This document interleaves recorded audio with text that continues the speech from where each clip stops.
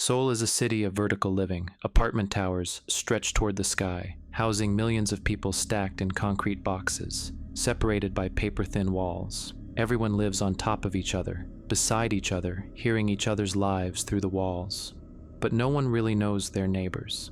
That isolation, that anonymity in the midst of density, is what killed us. By the time we realized something was wrong, it was already too late. My name is Min Jun, and I'm broadcasting from the 63rd floor of Lotte World Tower, the tallest building in Seoul. I'm alone here now, or at least, I'm the only one still human. This is my testimony, my warning, my confession. If you are enjoying my story, please like, subscribe, and share so I can continue to bring you other stories in the future for free. Thank you and enjoy. It started 3 weeks ago, though I didn't know it at the time. I was working late at KBS, Korea's national broadcaster. My shift ended at 2 a.m. and I took the nearly empty subway home. Under the harsh fluorescent lights, everyone looked exhausted. But one man caught my attention, middle-aged, sweat soaking through his shirt, hand trembling violently as he scratched his neck over and over, leaving deep red marks. When our eyes met, his pupils were almost pure black. He opened his mouth to speak, but only a strange clicking came out, like teeth tapping or bones shifting. At the next stop, he staggered out and collapsed on the platform. I hesitated, but I didn't help. No one did. That's Seoul, millions of people, and yet everyone is alone. The next morning, my neighbor's alarm went off at 6 a.m., like always, but it didn't stop. It rang for an hour, then 2, then all day. People texted the building manager. "She's probably asleep," they said. "We'll check tomorrow." Tomorrow. Always tomorrow. That night the alarm finally stopped, but something replaced it. A dragging sound. Slow, wet, heavy, then breathing through the wall. Ragged, wrong, and that same clicking sound the man on the subway had made. I called security. They told me it was 3 a.m. and not an emergency. So I tried to sleep while the dragging continued on and off until dawn. Later, I learned that Ms. Kim, my neighbor, had been bitten by a patient in the ER at Seoul National University Hospital. A man brought in with fever, convulsions, and violent behavior. He had attacked 3 staff members before they could restrain him. They treated it like a psychiatric case, gave rabies shots. That was the first mistake. On the 3rd day, I woke to screaming, inside my building, echoing up the elevator shaft. I ran to the window. People below were in full panic, sprinting through the streets. Something terrible was happening. Every TV channel was broadcasting the same message. Stay indoors, lock your doors, do not let anyone inside, but they weren't saying why. My phone exploded with messages. My roommate bit me. My dad won't stop clawing at his face. Something's happening on our floor. Help. I turned to the news. The anchor struggled to stay calm. Reports of a rapidly spreading illness, extreme aggression, loss of speech. The feed cut to static, then switched to security footage from an apartment hallway. A woman stumbled out of her unit. Her arms bent wrong, her neck twisted, and her fingers were stripped of skin from scratching. Her eyes were black pits. She clicked loudly as she swayed. A man stepped out of another apartment, probably heading to work. He froze when he saw her. She lunged faster than a human should move and tore into him. The broadcast cut out. That was enough for me. I locked my door, deadbolt chain everything, and called my mother in Busan. "Min Jun, are you safe? They're saying it spreads through blood, through bites." "What is it?" "We don't know. But the apartment buildings, people turned in their sleep. Families woke up to infected children, infected spouses. By morning, entire buildings were gone. A crash shook my own building, then a shriek, then another. "I love you," I told her, and hung up. The infected tore through our building. Doors splintered, screams were cut short. The clicking grew louder, echoing through the stairwell. I grabbed a kitchen knife and ran. The hallway was empty, but the sounds were everywhere, above me, below me, too close. On the 14th floor, I met Mrs. Park from 1402. I had seen her for years in the elevator, always polite, always smiling. Now she crouched in the stairwell, her limbs twisted, her eyes black, blood dripped from her teeth, her head snapped toward me, click, click, click. Then she launched herself at me. I don't remember the fight, only the blood. Only the horrible sound that kept coming from her throat even after she stopped moving. I ran down the stairs and out of the building.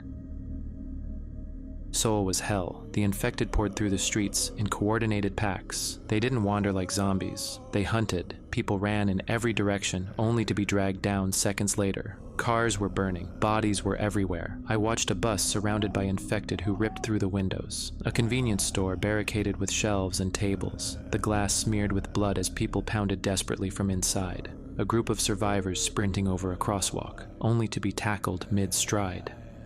I headed toward the river. Maybe I could escape by water.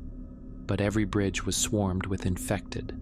Thousands of them, moving almost like a single organism. Then I saw it. Lotte World Tower, rising like a needle above the ruin. Some lights were still on in the upper floors.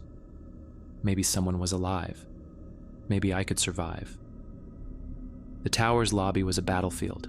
Security had barricaded doors, but infected had forced their way in. I dodged bodies, living and dead, and ran for an emergency stairwell. Then I climbed, past echoing screams, past floors where infected slammed themselves against fire doors, past blood smeared on the railings. My legs burned, but stopping meant dying. I climbed until I reached floor 63, the observation deck. The door was locked. I smashed it open with a fire extinguisher.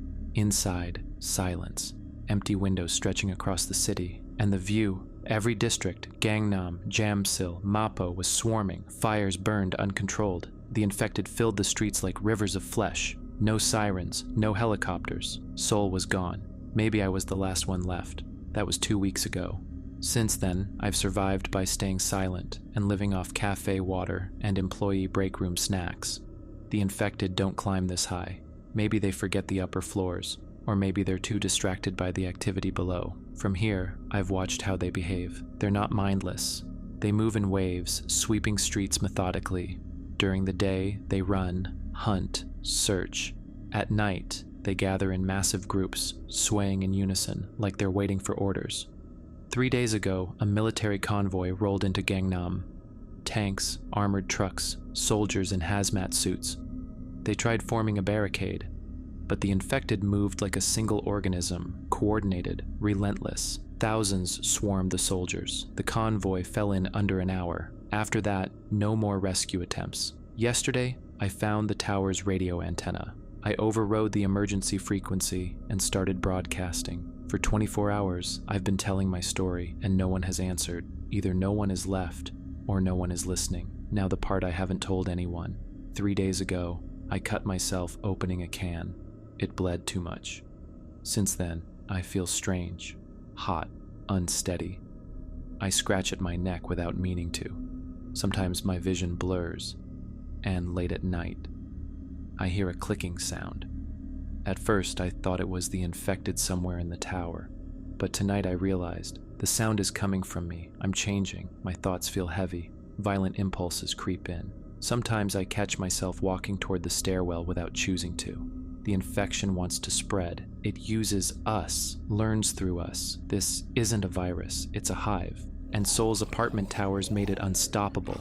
Millions of people stacked together, sick behind closed doors, turning silently while neighbors ignored the signs. The infection exploited our isolation. Now it has the entire city. I still have a little time, a little humanity, enough to choose, enough to end things my way. I'm going to the observation deck's exterior platform. The fall is 63 floors, instant, clean, better than becoming part of the hive. If you find this recording, don't come to Seoul. Don't send help. The city is lost, and if this spreads beyond Korea, God help us all. My name is Park Min-jun. I'm 29 years old. I'm a sound engineer. I like coffee. I love my mother. I'm afraid of heights. I'm still me. I'm still static. For 3 days, the emergency channel loops the same message. Then silence. The quarantine holds for 1 week. Then new infections appear in Incheon, then Busan, then across the border into North Korea. Within a month, the Korean peninsula goes dark. The last satellite images show millions of infected standing in vast, perfect formations across every major city, all facing outward, waiting, learning, preparing to spread. Subscribe if